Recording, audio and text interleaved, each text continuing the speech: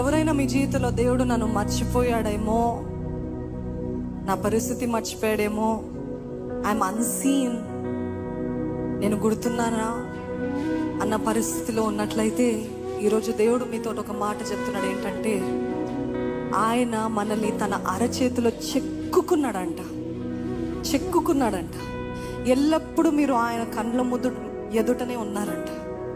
If you're thinking my life is delayed, my life is going in to ruin, నాది ఇట్లా అయిపోతుంది, అసలు నేను ఎంత ప్రార్థన చేస్తున్నా నాకు జవాబు రావట్లేదు అంటే దేవుడు అంటున్నాడు, తల్లి అయినా మరచునేమో కానీ నేను నిన్ను మరువను, విడువను, ఎడబాయనని చెప్తున్న దేవుడు.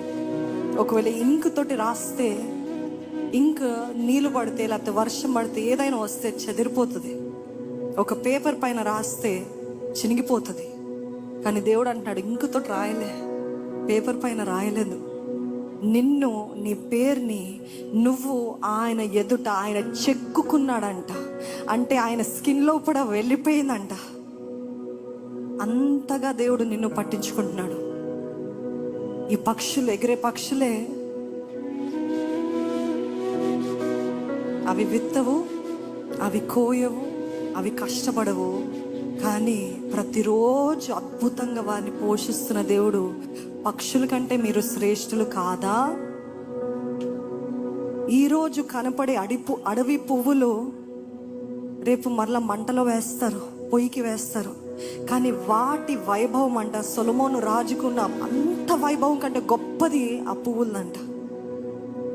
అంతగా దేవుడు నిన్ను ప్రేమిస్తున్నాడండి. అంతగా దేవుడు మిమ్మల్ని పట్టించుకుంటున్నాడు. అంతగా దేవుడు మిమ్మల్ని మీ విషయమై అక్కర కలిగి ఉన్నాడు. నమ్ముతున్నారా? నాకు తెలుసు ప్రభా, నావన్నీ నువ్వు చూసుకుంటున్నావు. Though I may not see an answer soon, I know you're working behind the scenes.